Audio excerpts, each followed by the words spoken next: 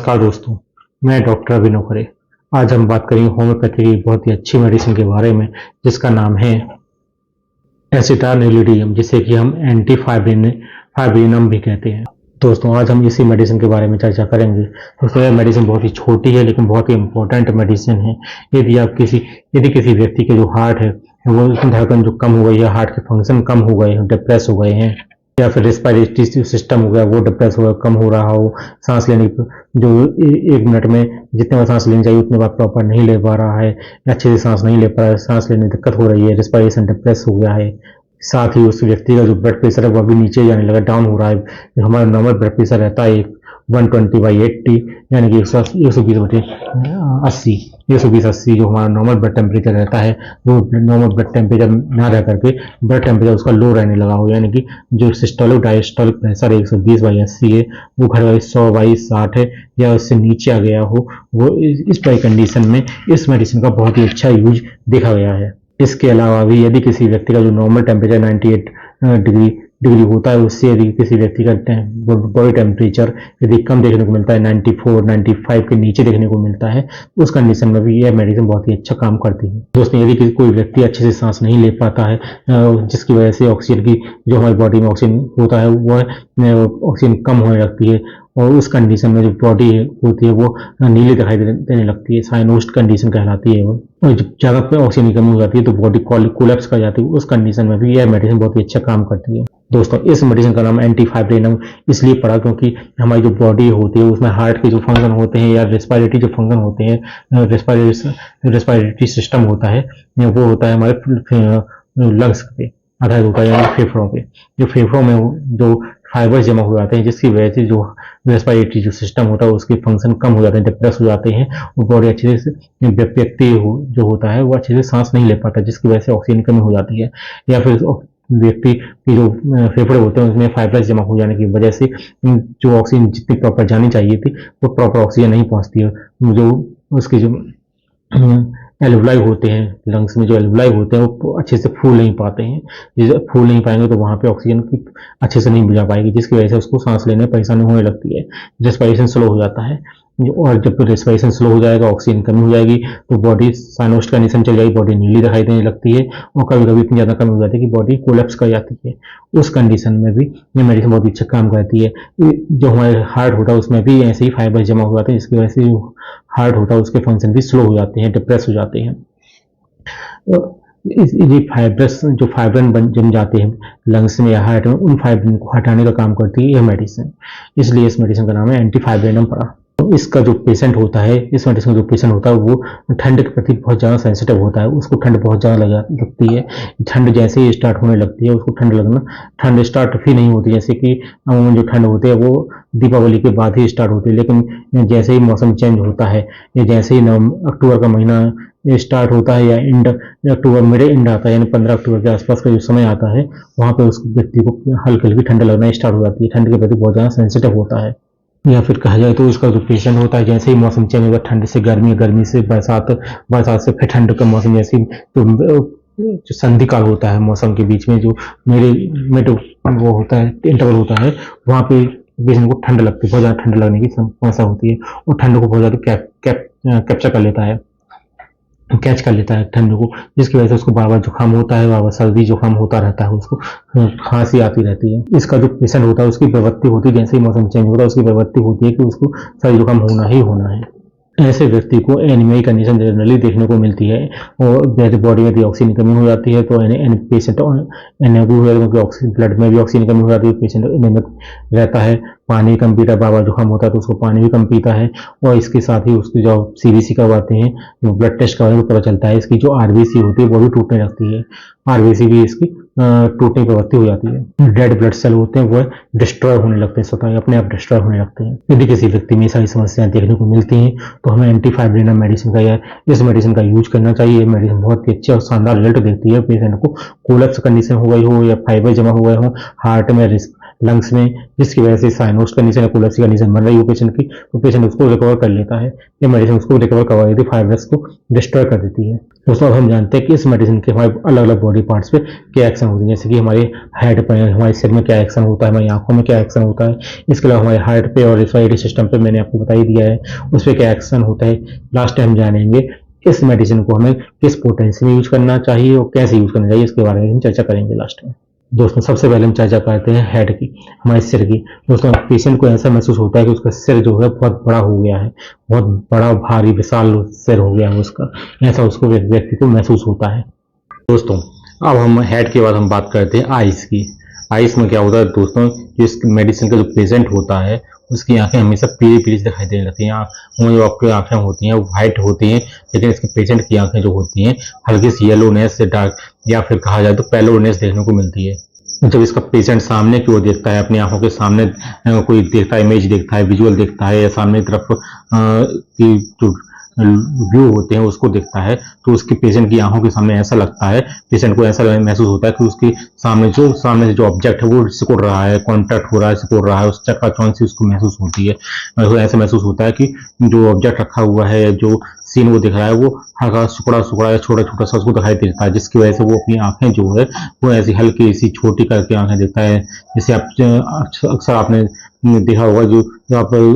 Dark room से घर से बाहर निकलते हैं और तेज धूप में या सूरज की तरफ आप देखते हैं, उस समय पे आपकी आंखें छोटी हो जाती, चकाचौंध सी लगने लगती है, उस प्रकार की आंखें इसकी हो जाती हैं पेशेंट की। दोस्तों आंखों के बाद यदि हम बात करें इसके हार्ट की, हार्ट पे इस मेडिसिन का क्या एक्शन होता है। दोस्तों इसका जो पेशेंट होता है उसके जो हार्ट है उसको कमजोरी सी महसूस होने लगती है, उसको ऐसा लगता है उसका हार्ट जो कमजोर हो गया, मांसपेशी या उसकी धड़कन कमजोर हो गई, वो उसको ऐसा फील होने लगता है। पेशेंट कहता है कि यहाँ पे उसको, यहाँ सीने में, यहाँ बीचों बीच उसको कमजोरी सी अजीब सा फील होता है, कमजोरी सी महसूस होती है। और इसका पेशेंट जो होता है उसकी जो पल्स होती है, हार्ट रेट होती है, वो इरेगुलर हो जाती है, बीच में जो रिज्म होती है, हार्ट की जो रिज्म होती है वो मिस हो जाती है। जो हार्ट की जब रिज्म मिस हो जाए उसके लिए डिजिटालिस बहुत ही अच्छी मेडिसिन है, लेकिन इरेगुलर पल्स अगर हो रही हो, पल्स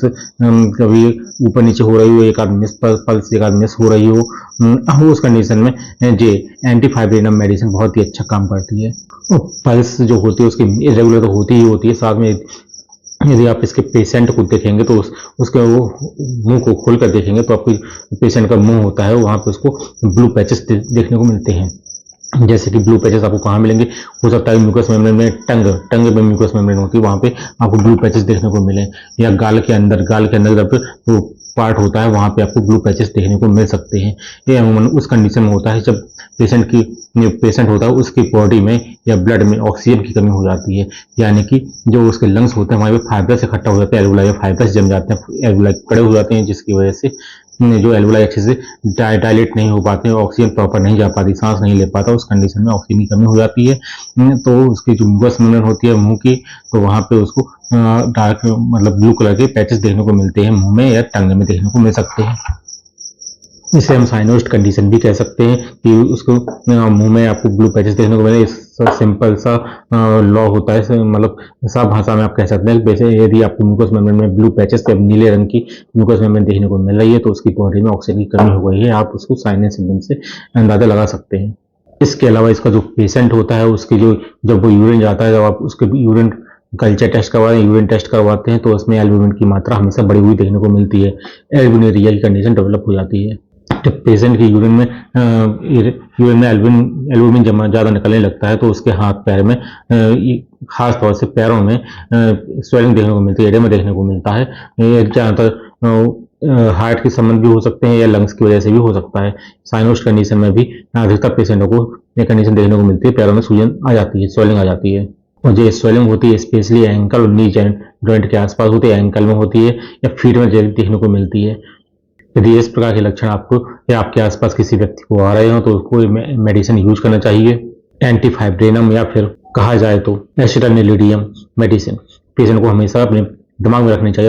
चाहिए, और हमें यदि ऐसी कंडीशन डेवलप हो रही है या आपके आसपास कोई ऐसा पेशेंट है जिसको ये सारे लक्षण देखने को मिल रहे हैं, हार्ट में, आइस में या साइनोस कंडीशन म्यूकस मेम्ब्रेन में पैलोनेस, ब्लूनेस आ गई है, ये सारी कंडीशन देखने को मिलती है, तो आप उस पेशेंट को मेडिसिन दें और उसको बहुत ही अच्छे और शानदार रिजल्ट देखने को मिलेंगे, पेशेंट आपका क्योर हो जाता है। या आपके आसपास कोई ऐसा व्यक्ति हो, ऐसा पेशेंट हो जो लंबे समय से लंग्स के इन्फेक्शन से परेशान हो, उसके लंग्स कड़े हो गए हों, सांस लेने में परेशानी होती हो, डॉक्टर ने कह दिया उसके एल्वुलाई कड़े हो गए, फाइबर्स जमा हो गए हैं, वहाँ पे कफ जमा हो गया, फाइबर बन गए हैं, तो एल्वेलाई अच्छे से डायलेट नहीं हो पाए, जिसकी वजह से सांस लेने में परेशानी होती है और साइनस कंडीशन डेवलप हो गई है। उस इन सभी कंडीशनों के लिए या जो मैंने इस मेडिसिन के लक्षण बताए हैं आपको, ये सारे लक्षण उस पेशेंट से मैच करते हूँ, तो आप इस मेडिसिन का सिंपल यूज करें, बहुत ही अच्छे और शानदार रिजल्ट देखने को मिलेंगे। दोस्तों अब हम जानते हैं कि इस मेडिसिन को हमें किस पोटेंसी में यूज करना चाहिए। दोस्तों इस मेडिसिन को हम 3x पोटेंसी 30 CH पोटेंसी में यूज कर सकते हैं। दोस्तों यह मेडिसिन सेडेटिव यानी कि नींद आने की बीमारी में भी बहुत अच्छा काम करती है, इसलिए बहुत से लोग इसका दुरुपयोग भी कर सकते हैं। और साथ ही एक एंटीपायरेटिक मेडिसिन भी है, बुखार यदि आ रहा है, वो बुखार नहीं उतर रहा, उस कंडीशन में भी आप इस मेडिसिन का यूज कर सकते हैं। और यदि आपको बहुत तेज सिर दर्द हो रहा हो, असहनीय सिर दर्द हो रहा हो, इतना ज़्यादा सिर दर्द हो रहा हो कि आप सह नहीं पा रहे हो, सिर ऐसा लगता है कि फटा जा रहा हो, उस प्रकार की कंडीशन बन रही है, या फिर आपको न्यूरल्जिया की कंडीशन, नसों में दर्द हो रहा हो, पेन हो रहा हो, न्यूरल्जिक पेन हो रहा हो, जैसे कि साइटिका में होता है, या फिर और भी कई सारी कंडीशन होती हैं जिसमें नसों का पेन देखने को मिलता है बॉडी में, उन सभी कंडीशनों में भी इस मेडिसिन का आप बहुत ही अच्छी तरीके से यूज कर सकते हैं। 3x पोटेंसी या 30 CH पोटेंसी में यूज करना है। इस मेडिसिन को आप 3x या 30 CH किसी भी पोटेंसी में लें, इसको लेना सिंपली दिन में 3 बार लेना है, सुबह दोपहर एवं शाम,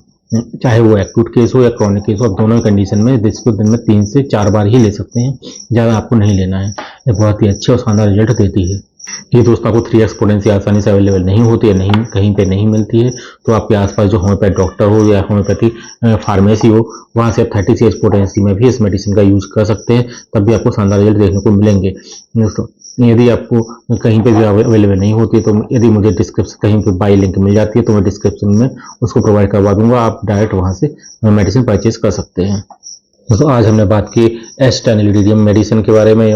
या फिर कहा जाए तो दूसरी भाषा में इसका एक और नाम है एंटीफाइब्रिनम मेडिसिन। इस मेडिसिन के बारे में आज हमने डिटेल में चर्चा की है। दोस्तों यदि आपको ये मेडिसिन कैसी लगी, आपको आज का वीडियो अच्छा लगा हो, पसंद आया हो, तो वीडियो को लाइक करें, शेयर करें, और यदि चैनल अभी तक आपने सब्सक्राइब नहीं किया है तो चैनल को भी सब्सक्राइब कर लें। मैं ऐसे ही नॉलेजेबल वीडियो लाता रहता हूँ, और यदि आप चैनल को सब्सक्राइब कर लेते हैं तो आपको इस ऐसे वीडियो की लिंक या नोटिफिकेशन आसानी से अवेलेबल हो जाएंगे, तो आप वहां से डायरेक्ट इसको ओपन कर सकते हैं और देख सकते हैं। दोस्तों यह वीडियो सिर्फ एजुकेशन पर्पज से बनाया गया था। किसी भी दवा का सेवन करने से पहले या दवा का यूज करने से पहले आप अपने नजदीकी होम्योपैथ डॉक्टर से संपर्क करें, उनसे बताए अनुसार ही उनको लक्षण के अनुसार दवाई का सेवन करें। अपने मन से किसी भी दवा का सेवन ना करें, क्योंकि होम्योपैथी दवाइयाँ जो होती हैं लक्षणों के आधार पर होती हैं। इनमें जैसे एलोपैथी मेडिसिन आप लेते हैं तो एक ही बीमारी के लिए कई सारी मेडिसिन एक ही बीमारी के लिए एक ही मेडिसिन होती है एलोपैथी में, जबकि होम्योपैथी में अलग होता है, एक बीमारी के लिए हजारों मेडिसिन होती हैं। तो आपके लक्षणों के आधार पर मेडिसिन प्रिस्क्राइब की जाती है। अपने मन से किसी दवा का सेवन ना करें। यदि आप लक्षणों के अच्छे होम्योपैथ डॉक्टर से बताकर अपने लक्षण बताते हैं और उनकी गाइडेंस में आप मेडिसिन का यूज करते हैं, तो आपको बहुत ही अच्छे और शानदार रिजल्ट देखने को मिलेंगे। दोस्तों यदि आपकी कोई क्वेरी हो, कोई क्वेश्चन हो, तो कमेंट बॉक्स में मैसेज कर सकते हैं, या फिर आपको कि कोई बीमारी हो, कोई परेशानी हो, तो आप कमेंट बॉक्स में उसको भी बता सकते हैं, या मैं अपना ईमेल आईडी और या फिर मोबाइल नंबर डिस्क्रिप्शन में प्रोवाइड करवा दूंगा, तो वहाँ पे डायरेक्ट मेल कर सकते हैं और व्हाट्सएप भी कर सकते हैं, तो मैं आपको वहाँ पे रिप्लाई कर दूंगा। यदि आपको कोई बीमारी हो तो उसका भी ट्रीटमेंट मैं आपको बता दूंगा। मिलते हैं नेक्स्ट वीडियो में, तब तक के लिए बाय, जय हिंद, जय भारत, धन्यवाद।